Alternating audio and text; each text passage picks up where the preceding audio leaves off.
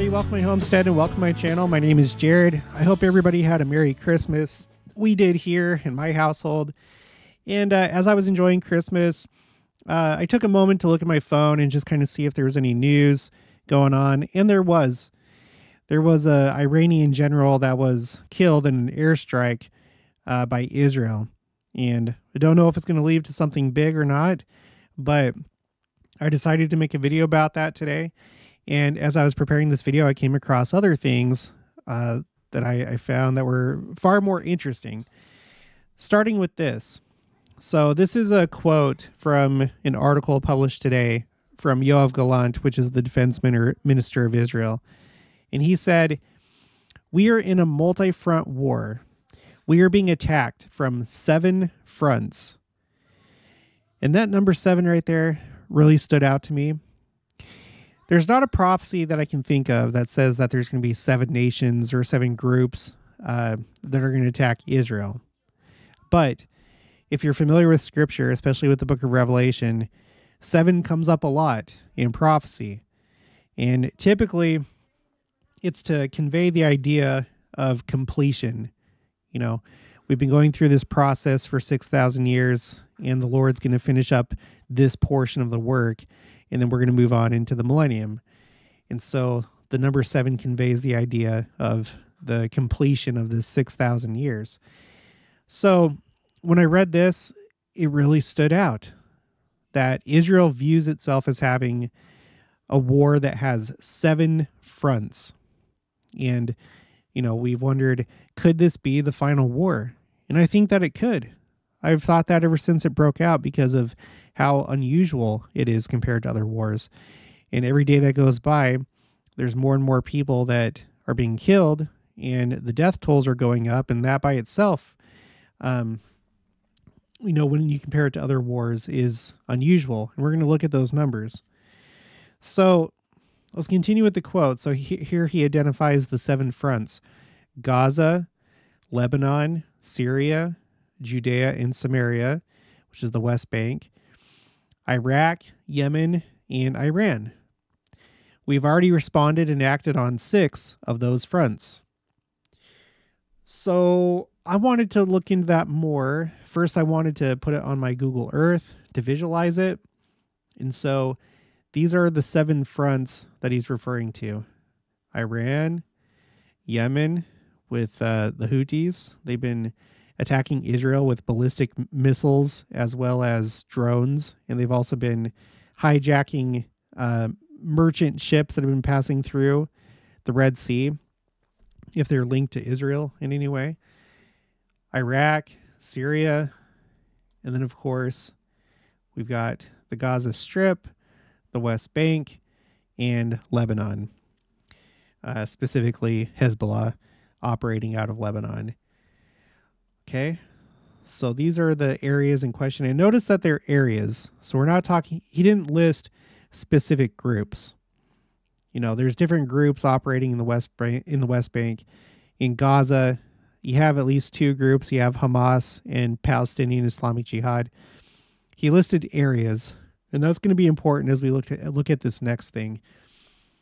I wanted to know how this compared to other wars and conflicts of Israel. And there's a Wikipedia article called List of Wars Involving Israel. And it lists all the different combatants. Okay. So in the War of Independence, guess how many different fronts there were, according to areas, not individual groups, but areas. Well, we're going to discount these last 2 right here, the ALA, which is the Arab Liberation Army, and Holy War Army, because those are not areas, those are groups. But there are 7: Egypt, Iraq, Transjordan, Syria, Lebanon, Saudi Arabia, and Yemen. So Israel's first war had 7 fronts. Okay, the way that that he's saying it today, how these are the different locations that are attacking us. Same thing with the War of Independence, 7. Okay. And then you go through. The 6-Day War only had 4. War of Attrition had 5. But then the only other war that had as many as this war was the Yom Kippur War, and it also had 7. Egypt, Syria, Iraq, Jordan, Algeria, Morocco, Saudi Arabia. And the war that's going on right now is interesting when you compare it to the Yom Kippur War, because both started as complete surprises. And they both happened on holy days. In the case of the Yom Kippur War, it happened on the holiest day of the Hebrew calendar, Yom Kippur, or the Day of Atonement. And the war that we're going through right now happened on the last day of the Feast of Tabernacles, known as Simchat Torah. Okay, and it's also interesting to note that these two wars, the Yom Kippur War and the war going on right now, are 50 years apart. It's a nice even number, 50 years. So this war, at least right now, it could change later, but right now, 7 fronts. The Yom Kippur War, 7 fronts. The War of Independence, 7 fronts. 777. And these are the major wars. The only other major war that wouldn't be included in that group of like having 7 fronts would be the 6-Day War. That was also a very important war. But the 2 wars where Israel really faced annihilation more than the 6-Day War was the War of Independence and the Yom Kippur War. And now we have this war going on right now. So could this be the final war? Well, I wanted to go through a couple misconceptions really quick. We've covered these already on the channel because we have to understand this before we continue. So first, let's talk about the War of Gog and Magog. This is something that people frequently do not understand. They think that either it's only a war after the millennium, like the final war before the earth becomes celestialized, or that it's only before the millennium, and it's not. It's both. This is under Guide to the Scriptures under Gog. A king of Magog. Okay, so Gog is a person. Magog is essentially an alliance. It's a group of nations. Okay, a king of Magog. Ezekiel prophesied that Gog would invade Israel at the time of the Lord's second coming. Another battle, called the Battle of Gog and Magog, will occur at the end of the millennium. So there's 2. There's one before the millennium and one at the end of the millennium. Okay? There's also Armageddon, which is a part of the war. It's a battle. The name Armageddon is derived from the Hebrew Har Megiddon, meaning the mountain of Megiddo. The valley of Megiddo is in the western portion of the plain of Esdraelon. Okay, so it's a part of Gog and Magog. And then, of course, there's the siege of Jerusalem itself. So the war, and then there's kind of 2 big battles that we know of, Armageddon and the siege of Jerusalem. That's how it goes. And then there's going to be another war of Gog and Magog at the end of the millennium. And then the other thing I wanted to clarify really quick is many people think that every single country is going to be attacking and invading Israel. And that's not true. Let me zoom in. We're on my quotes A through Z spreadsheet. I should actually move this to my common misconceptions spreadsheet. But okay, whatever. I'll do that some other time. So the first quote, this is from Bruce R. McConkie in The Millennial Messiah, page 481. Gog and Magog are all the nations of the earth who take up the sword against Israel and Jerusalem in the day of Armageddon. Their identities remain to be revealed when the battle alliances are made.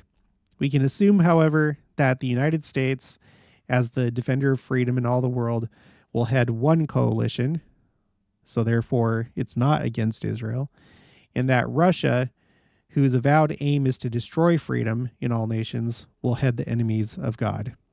So he's writing from a Cold War perspective. This was published in 1982. The Soviet Union was still around. However, I have done other videos talking about the fact that we could be in World War III right now, and that it's not a war that we recognize because it's not strictly a conventional war. That it includes asymmetric warfare, including cyber warfare, as well as color revolutions, and so on and so forth. I'm not going to go into all that in this video, but if you want to see what I'm talking about, I have this video that I did World War III start in September of 2001. I also have other ones. Some believe World War III has already begun. The final war, is it happening now? Will all nations fight against Israel during Armageddon? The beginning of the end for Israel, inching closer to Gog and Magog. The curse of the 8th decade. And then a video I did about an Israel 365 article where one of their writers did a really interesting comparison between Zechariah chapter 9 and the current war. Okay, so I'll put the links for all these videos in the description below. But when we're talking about the whole world being involved in different alliances, we already know of different groups. We have the West, and then we have, the other side, Russia, Iran, China. And if you want to include the BRIC countries, you have India, Brazil, and stuff like that. And there's conflicts going on throughout all the world where these different powers are trying to maintain their influence and protect their economic interests and stuff like that. And some of that would involve the Middle East, right? There's definitely countries that are against Israel and countries that are for Israel. So, and Israel has basically been going through this type of thing as far as having to justify its existence and defend itself. And, it's been doing that ever since the beginning. There's always been controversy over it. Historically, the United Nations has not been very friendly to Israel. So there's all that to think about. There's also this thing with, the entire Arab-Israel conflict, which started since Israel became a state. And I made a spreadsheet about that where I was exploring the idea that the entire conflict is the war. It's the final war. I don't know that that's the case, but the war could be so big that it's made up of multiple wars and conflicts. Going back to 1948. If that's the case, how would a prophet at the time of, Zechariah or John, who wrote the book of Revelation, how would they describe a conflict like that? I mean, maybe they could, or maybe they would, but maybe they would just wrap it all up together, and that's what they're referring to when they're talking about the final war. And I put together this spreadsheet. We're going to look at it later, where I counted up all the different numbers that have been reported as far as deaths go. And it's a lot. There's a lot of people that have died since Israel became a nation. Okay, so what I want to do now, let's go to this story that happened yesterday on Christmas. Times of Israel. Tel Aviv faces a tough countdown, Iran warns, after senior IRGC officer killed. So the person that was killed was this guy right here on the left, Razi Mousavi.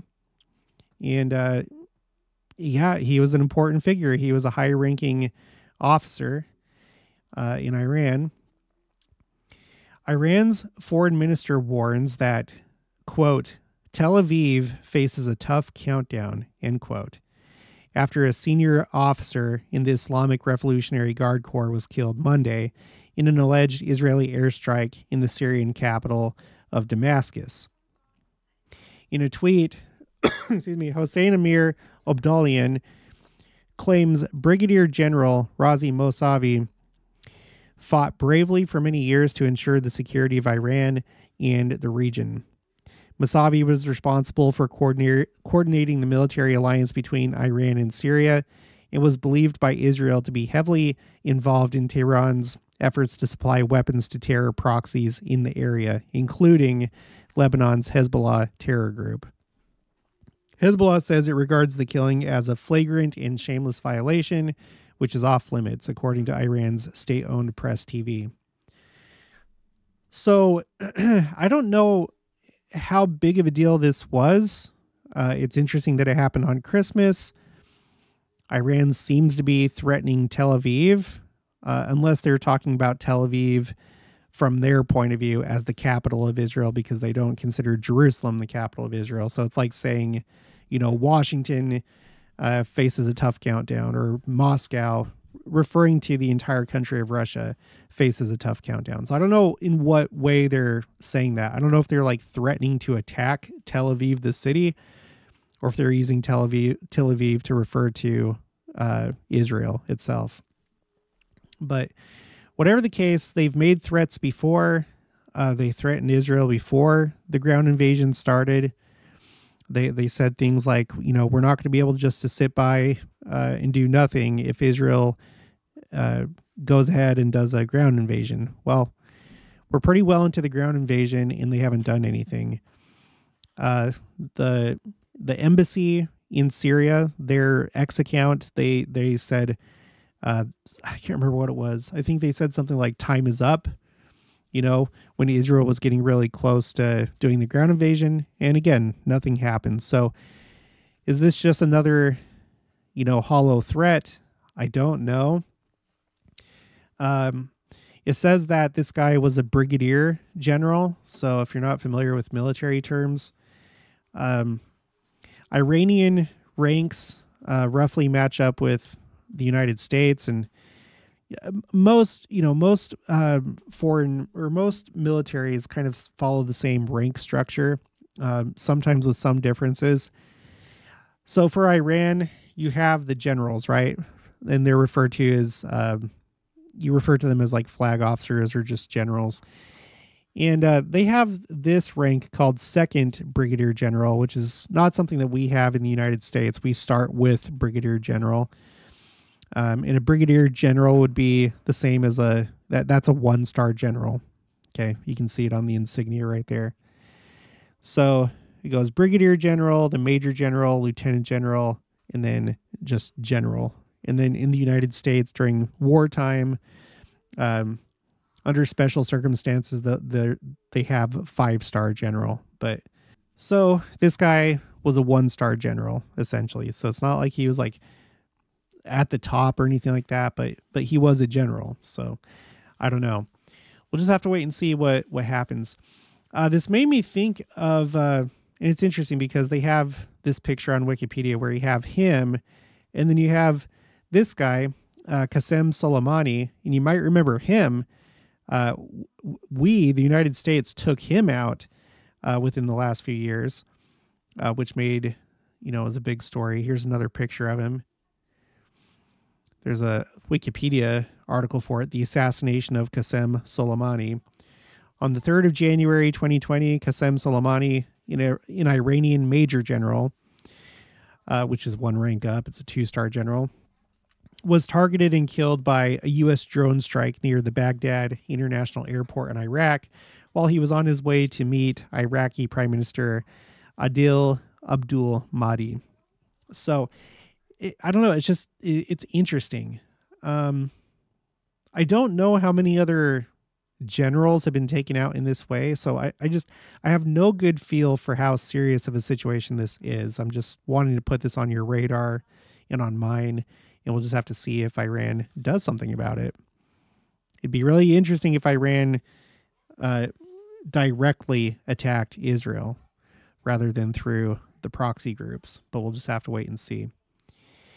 Also, let's just look at a general update on what's going on in Israel. Times of Israel, IDF chief says Israel expanding ops in Gaza, warns war to last many more months. Okay, well, that's not good. IDF Chief of Staff Lieutenant General Herzi Halevi, says the military is expanding operations in southern and central Gaza as it is close to dismantling all of Hamas's battalions in the northern part of the Strip, but warns that the war will last many more months. Okay, and you can kind of see this on the Institute for the Study of Wars map of ground operations in Israel. This one is dated Christmas Eve, December 24th. Let me open this up. The last time that we looked at this, it looked pretty much the way that it does right now. These blue areas are areas that are under IDF control. And so you can see pretty much the entire northern part of the Gaza Strip. And then there's this area right here, which was there before. I can't remember how long ago it was that we looked at this, but it was something like maybe a week and a half to 2 weeks ago, something like that. So, but it seems like they're kind of wrapping things up in the north. Sounds like they're about to, like you said, dismantle the battalions, the Hamas battalions in the north, and then they're going to start focusing on the south pretty soon. Okay. Quote, I just left the Gaza Strip. I met the troops in the north of the Strip. I was impressed by the way the forces are fighting, working, and achieving the goals we set for them. The IDF is close to completing the dismantling of the Hamas battalions in the northern Gaza Strip, says Halevi in a press conference in southern Israel. Continuing, he says, we eliminated many terrorists and commanders. Some of them surrendered to our forces, and we took hundreds of prisoners. We destroyed many underground infrastructures and weapons. He continues, but Halevi warns that in, quote, this dense urban area where terrorists are dressed as civilians, it cannot be said that we killed all of them. And I think he's saying that because that's one of the goals of the Israeli government is to literally, it seems to me, literally kill every member of Hamas. Although, as you can see, they are taking prisoners. So I think essentially just there's not going to be one left that isn't killed or taken prisoner. All right, continuing, he says, we will likely still meet Hamas fighters in this area, and we will continue to attack them and pursue them in a variety of ways. He says of the fighting in northern Gaza, which is expected to shift into a lower gear once the last Hamas battalion is dismantled. So I'm guessing, it says here, fighting in northern Gaza. I think that's what's going to shift into a lower gear. As for the south, I don't know. I would assume that it would be the same intensity. I don't know if things are less serious in the south, but okay, quote, now we are concentrating our efforts in the south of the Gaza Strip, Khan Yunis, the central camps, and beyond. And we will continue to both preserve and deepen the achievement in the north of the Gaza Strip, Halevi says. He says the IDF will not allow a return to the security reality before October 7th, and we will not allow such an event to be repeated.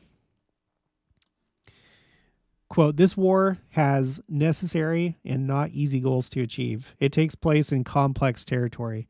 That's why the war will continue for many more months, and we will work with different methods so that the achievements will be maintained for a long time, he says, adding that the IDF is constantly learning and adapting its fighting methods to each area of the Gaza Strip it operates in.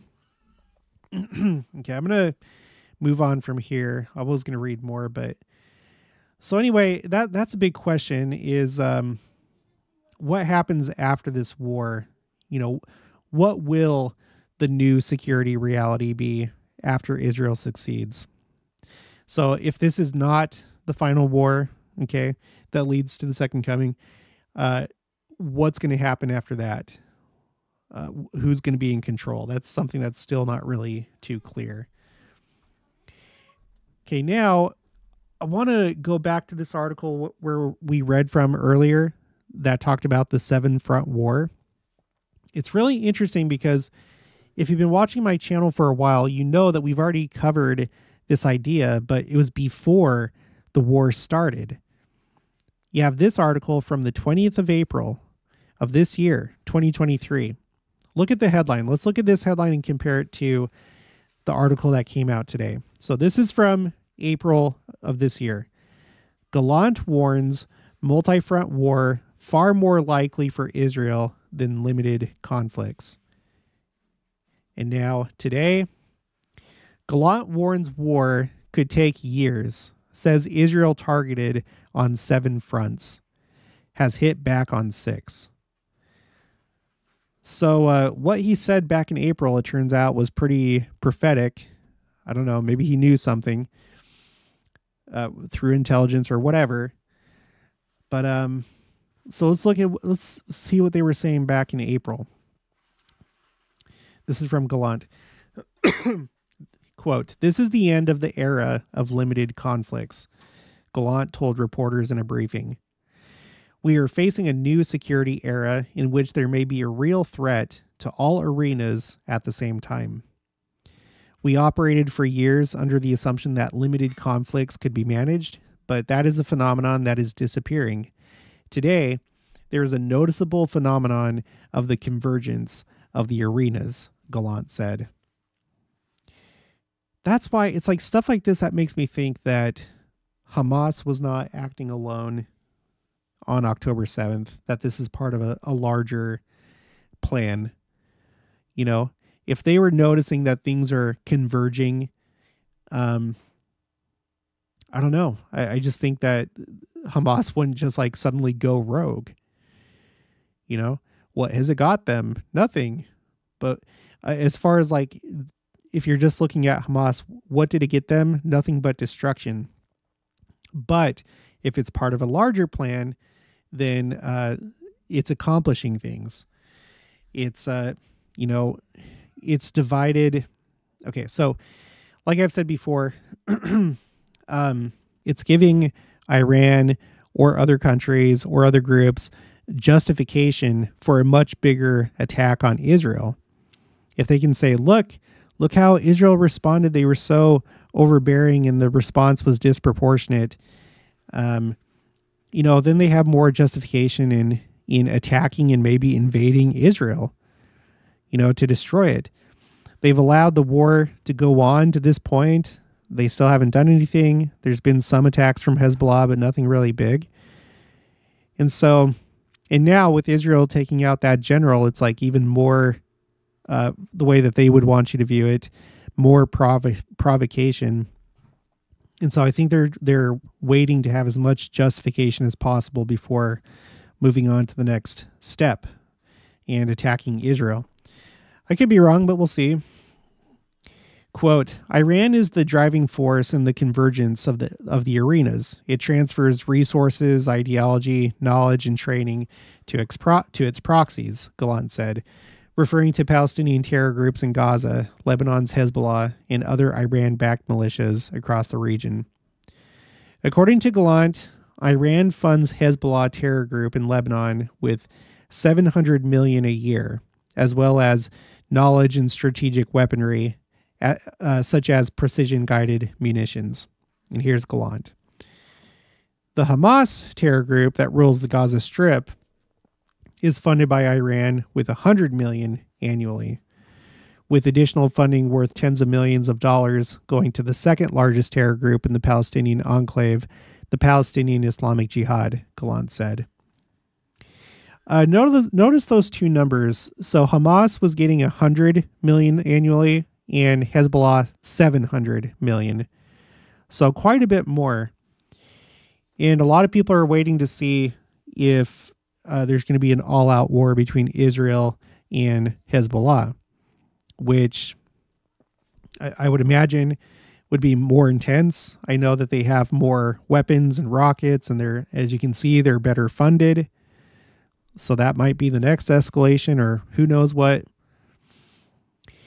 In Syria, hundreds of millions of dollars are sent to Iranian-backed militias each year, and the Syrian regime led by dictator Bashar Assad receives billions of dollars from Iran, he added. Okay. So that's how they were viewing things back in April. And now, 6 months after that, it became a reality in October. So this is where we're at today. Gallant warns war could take years, says Israel targeted on 7 fronts, has hit back on 6. Israeli aircraft bombarded the southern Gaza Strip overnight in apparent preparation for expanding the military's ground offensive, the military said Tuesday. Even as continued fighting near Gaza City challenged the army's claim that it was largely in control of the north of the Strip after 80 days of war. Okay, so airstrikes overnight, probably in preparation for expanding the war down here in the south. Okay. With Prime Minister Benjamin Netanyahu and other leaders vowing to continue fighting despite growing international pressure to wind down the battle, and calls at home for a deal to free hostages held in Gaza, the military appeared poised Tuesday for a newly intensified push into the central and southern parts of the Strip. So, see, you do have a lot of the world against Israel, telling them to stop, and they've always told them to stop. Whatever it's been for Israel to defend itself, the international community has always mostly been against Israel. So, okay, continuing, quote, "This is a long, tough war. It has costs, heavy costs, but its justification is the highest that can be," Defense Minister Yoav Gallant told Knesset lawmakers Tuesday, hours before the army raised the death toll from the ground offensive to 158 soldiers. And I have that updated on my spreadsheet. We'll look at that in just a minute. He vowed Israel would punish Hamas over its brutal October 7th attack, whether it takes months or years. He also said Israel was fighting on 7 fronts and had hit back on 6 of them. Okay, let's skip down. In a Wall Street Journal op-ed Monday, Netanyahu said the area would not see peace until Hamas was destroyed. So these are like the conditions of for the war to end. Until Hamas was destroyed, Gaza was demilitarized, and Palestinians were de-radicalized. Continuing to object to plans for a revamped Palestinian Authority to take control over Gaza once the war ends. So again, the question, if it's not going to be the Palestinian Authority, who's it going to be? And countries have been warning Israel that they better not occupy Gaza after the war is over. So what's going to happen? Who knows? Okay, Gallant warned the Knesset's powerful Defense and Foreign Affairs Committee against allowing threats to fester along Israel's borders, saying that the military was dealing with threats on 6 of 7 fronts in what was seen as an implied message to Iran. So Iran being the 7th.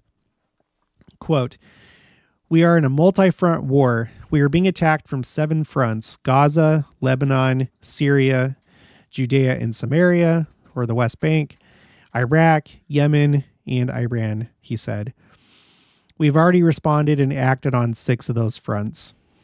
Yeah, just as a reminder, and we've looked at this before on the channel, there is conflict in the West Bank. There's been all sorts of, there have been like police raids on houses and stuff like that to arrest, terrorists and stuff like that. You can see here, let me zoom in. Oh, it's not going to really let me do that. Never mind. Well, you can see here these circles that have the rifle on the inside. These are areas of small arms combat. Okay. And this map right here, this is as of December 23rd. These are recent small arms combat, clashes that have taken place. And I'm counting, let's see, 1, 2, 3, 4, 5, 6. And when the war started, I was trying to keep track of skirmishes that were taking place in and around Jerusalem, and there were a number of those. So it's not just the Gaza Strip. It's not just Hezbollah firing from Lebanon. There's action taking place inside the West Bank as well, right? And then if we look at this map, the Houthis in Yemen have fired ballistic missiles at Israel and sent drones, and they're attacking commercial vessels in the Red Sea that are linked to Israel. I just talked about Hezbollah. It's not all out war, but there's been rocket fire and back and forth between Hezbollah and the IDF. And then in Iraq and Syria, you have these militia groups that I don't know what they've done against Israel. I'm not sure I've read any articles talking about that, but I know that they've attacked American installations where we have military assets and personnel. So this is what you have going on right now. Here's the 7 fronts. All right, let's go back to the article.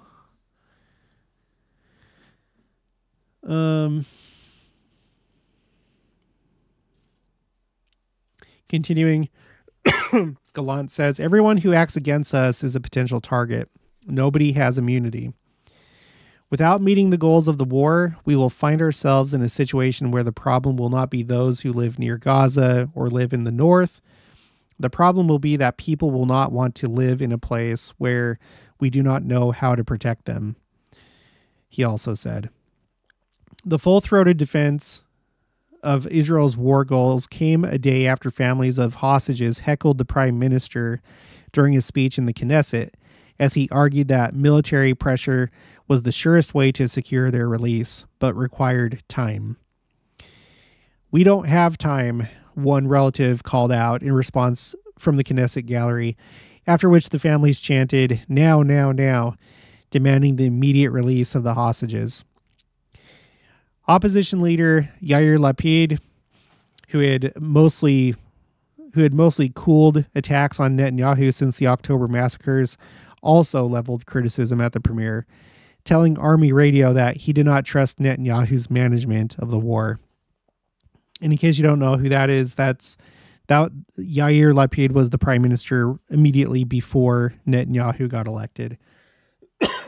He's been involved, it seems, pretty heavily in the judicial overhaul protests that have divided Israel. Those have basically cooled down because the war started, but you still have, it seems, division within Israel from the same groups, but now they're focused on things like Netanyahu, how he should have seen this coming, or how he's mishandling the war, how he's not doing enough to bring the hostages home. So you still have, even though it's not focused on the judicial overhaul, you still have a division basically within Israel, which is not good. Continuing, Lapid said, if the September 7th attacks happened on my watch, I would have resigned that day. Yep, sure you would. Sure, yep, of course you would. Gaza's Hamas-controlled health authorities claim Israel's bombing campaign and fighting on the ground have killed over 20,600 people in Gaza, though the figures cannot be verified, and Hamas has been accused of inflating casualty figures in the past, and including those killed by misfired Palestinian rockets. Hamas does not differentiate between civilians and combatants, though it claims that the dead include thousands of women and children. The IDF says it has killed some 8,000 Hamas operatives in Gaza and another 1,000 terrorists during and immediately after the October 7th attacks. Okay, so I have updated my spreadsheet called Timeline Israel Final War, where I just imagined if like this entire conflict since the creation of the state of Israel, if all of this is the final war, just playing around with that idea. And so what I did, I have all the different wars and skirmishes on a timeline.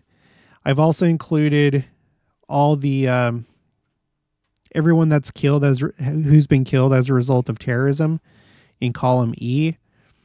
If you go to Jewish Virtual Library, they keep track of that. They have all the names of everybody that's been killed in terrorist attacks in Israel.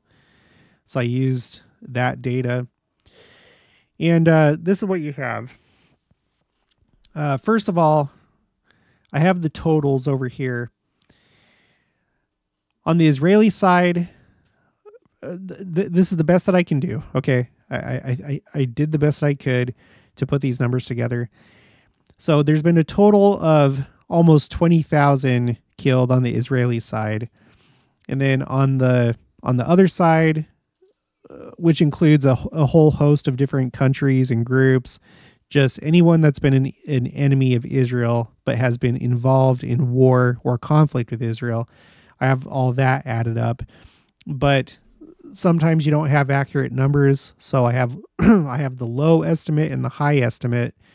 So for the low estimate, 74,904, and then for the high, about 140,000 since 1947.